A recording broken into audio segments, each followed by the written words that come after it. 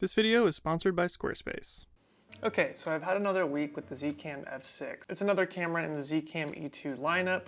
I talked about it last week in my last video. So if you want to see my initial test footage of it and my initial impressions of the camera, definitely go check out that video first. But this week I went to Seattle to work with Moment. I was doing a little workshop with them about cinematic lighting for their film festival that they have coming up on June 26th. So if you want to kind of learn about some of my cinematic lighting techniques and all just kind of compact into one video, and you can just check out the link in the description below if you want to purchase that workshop. I think it might be discounted right now. It may not be, depending on when this video goes up. But Friday, June 26th, the workshops will be live and there will be a Q&A afterwards. So if this goes live by then, you definitely want to check that out. But don't worry, the workshop will also be available after June 26th. You can purchase it anytime from Moment's website. But during that workshop, I actually used the Zcam as an example camera when shooting, and I was able to play with the camera a little bit more, and I'm starting to really like this camera. But I wanted to really put it through its paces. I really wanted to see what it could do, and I wanted to compare it to other cinema cameras. I've done this in the past on the channel. You know, I'd take some of these cameras and I compare them to even higher end cameras. But in this scenario, I wanted to compare it to the best thing I could get my hands on because I'm really considering purchasing this camera. Right now I just have it on loan, but I'm starting to really consider selling my Ursa Mini and purchasing this camera. I just really like its little form factor and I'm really liking the image that's coming out of it. So I've already compared it to my Ursa Mini, which is kind of in a similar price range and spec range, but what's the best camera I can get a hold of to compare this camera to? All right. So we're heading off to see my friend Charlie because he has an Arri Amira, and we were going to test that with the Zcam F6. Now I've tried to compare other cameras to quote-unquote real cinema cameras in the past, but putting up a $4,000 camera to something like an Arri censored camera is probably going to be the best comparison. We're talking the top tier sensor in the film industry versus something like the Zcam. This is obviously going to be a really good test to see what this camera can do. So let's go try that out.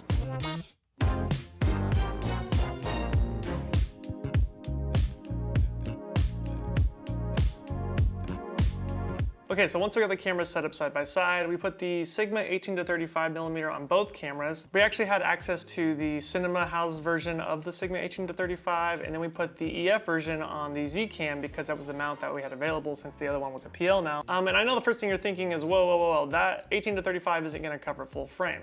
Well, actually, the Sigma 18 to 35 does have an EFS mount on it, and it is designed only for super 35mm sensors.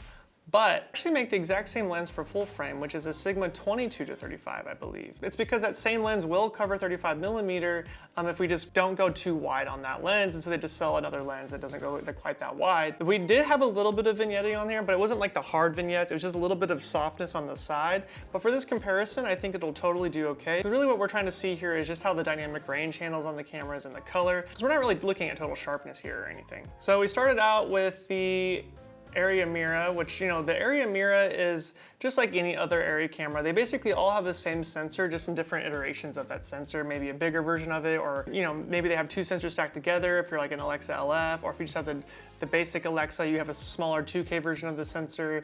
And then the Amira is gonna have a 3.2K sensor that will upscale actually to Ultra HD, which is kind of funny. It's still wild to me that the Amira or the Alexa sensors are all kind of basically the most sought after sensors in the industry, but yet they're upscaling to 4K. We're not actually getting a true 4K image out of that sensor, which makes it really interesting because the Zcam actually has a 6K sensor, and we can downsample to 4K on this sensor, which should, in theory, give us even better image coming from that higher resolution and then downscaling to that. We are going to be able to get the full readout of the sensor and get all those pixels, but then smash them into a smaller space, which should, in theory, give us a better image. So these first couple tests here are with I wanted to try out the RAW features again on this camera. Actually, some people in the comments of the last video let me know that there is a way to get a more uncompressed version of ProRes or a file type out of the Zcam RAW software. Last time I thought you could only get the 422 HQ ProRes, but it turns out you can actually get some bigger file types, so I wanted to try that out. Also within the last week of all this happening, Premiere actually released a plugin, and so now you can just edit the RAW files in Premiere coming from the Zcam. Now I don't have Premiere, so I'm not gonna be able to do that today. But either way, I shot these first shots here on the Zcam at 6K in RAW, and then I shot at ProRes 444 on the Arri Amira just to get a really nice codec comparison between these two cameras. So we were at 25mm on the Arri Amira, and then we were at 35mm on the Zcam, just to give them a similar field of view. And with this first shot here, we're at f2 on both of them. Well, we're at f1.8 on the Zcam, and we're at T2 on the Arri Amira. And, you know, we're shooting right into windows, there's some highlights in the background, and then we have an aperture 300D going through a little piece of diffusion, just kind of as my little key light, so you can really see the range of light going on in this image.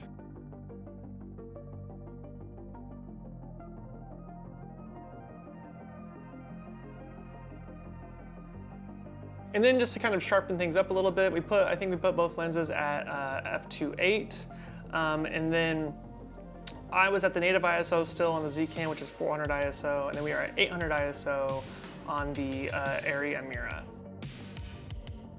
And then, like I did in the last video, I wanted to try out 800 ISO on this camera as well, because what happens is you have a sliding dynamic range on your camera. So basically what that means is you do have a native ISO, but you don't always have to shoot at that.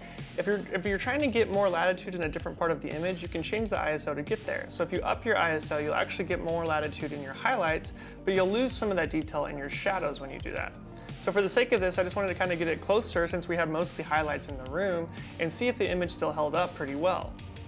So I upped the Zcam to 800 ISO, and by the way, we did all of this without any ND filters. We simply just used the shutter angle on the camera to get our exposure similar rather than using ND filters, so there was no color cast or anything like that. We just wanted a nice open image to look at. So obviously there's not gonna be any motion blur because we're at like an 11-degree shutter, but just keep that in mind when you're seeing this image. You're not gonna be able to see the true motion blur between these two cameras for this test.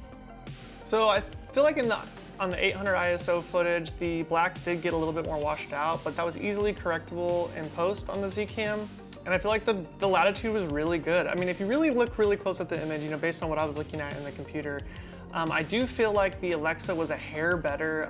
You know, they rate that camera at 14 stops, but they're definitely lying. That camera has way more than 14 stops of dynamic range. Just the fall off just was a little softer. You know, there's a little bit more, just a hair more contrast in the Zcam. But honestly, I feel like if you wanted to push either one any direction, if you wanted to soften those highlights on the Zcam, you could definitely do that. So I don't feel like there's any noticeable difference in a practical sense. Like if you were just shooting on the Zcam and coloring it and you weren't doing a side-by-side comparison, I don't think you would really notice a difference. I think you would think the Zcam looks amazing. And I'm not being biased here. It's just, yes, the Arri sensor is amazing straight out of camera, but in the end, when you start grading the footage, does it really matter? I'll let you be the judge of that. And so for the last test, we put on two Sigma 50mm lenses. We had just the 50mm f1.4, and then we had a 50 to 100 zoom. So they're not gonna be exact, but we just wanted something to compare them to. And so the 50 to 100 was on the Arri Amira, and then we had the 50 f1.4 on the Zcam. And I believe we had the 50mm at a 2.8 on both of these just to get them closer to match.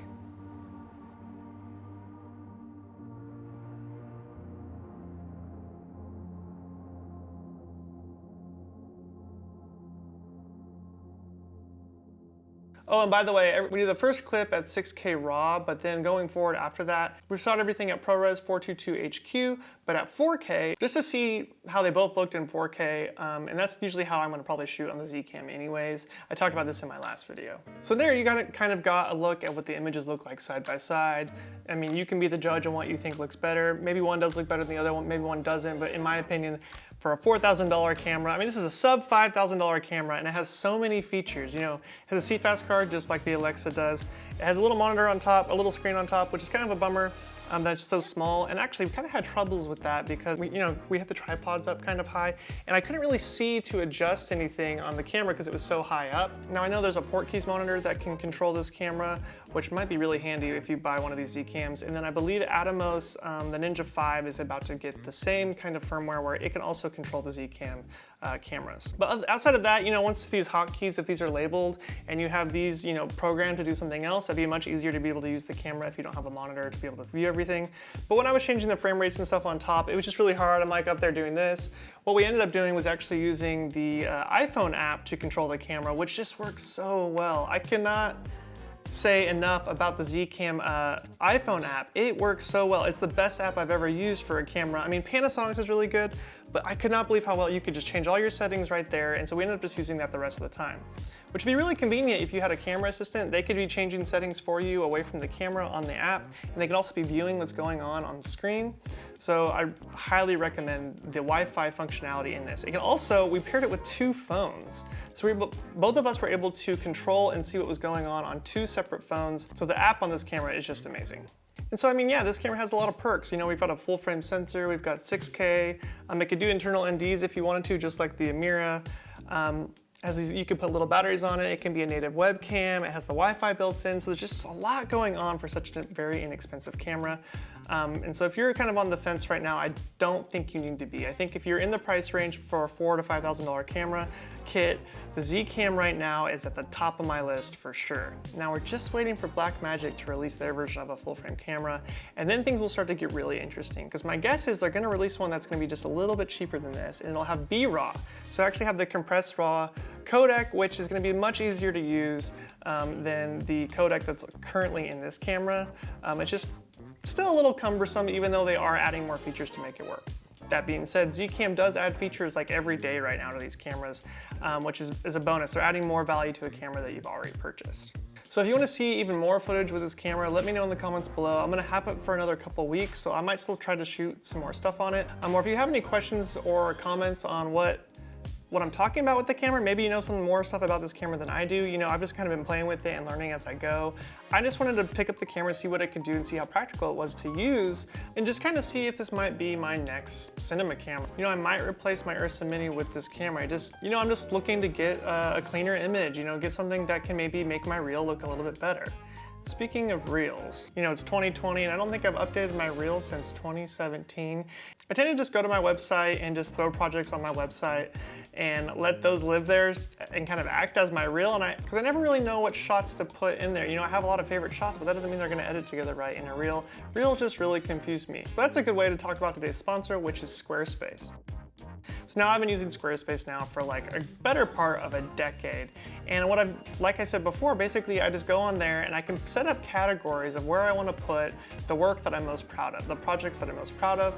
So I have like a music video tab, a commercial tab, a narrative tab, and I can quickly just go in there and take a Vimeo or a YouTube link and add it into the website, basically embed it right into the website, and then just use the YouTube or Vimeo player and play it back natively on the website. So Squarespace just makes it really easy to present your work online in a very beautiful way, in a way that people can come to your website and see what you're about and see your skill set very easily and quickly, and you can update it anytime you need to.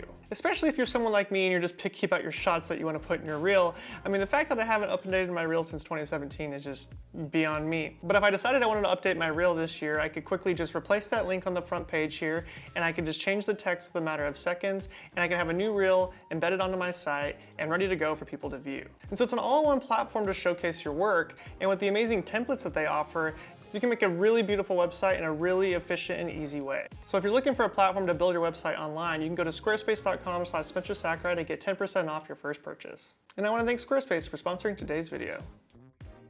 So I'm having a lot of fun with the Zcam, and I'm really considering it as my next cinema camera, but I can't quite decide. Let me know in the comments how you thought these two cameras compared. Do you think the cameras are just so good now that they can compete with what used to be a $50,000 camera? I think that things are finally getting to that point, and I'm really excited to see what kind of cameras come out in the rest of the year. Well, if you like this video, definitely give me a thumbs up, and if you loved it, subscribe to the channel. There's gonna be more content like this coming soon. And until next time, guys, I'm Spencer Sakurai. See ya.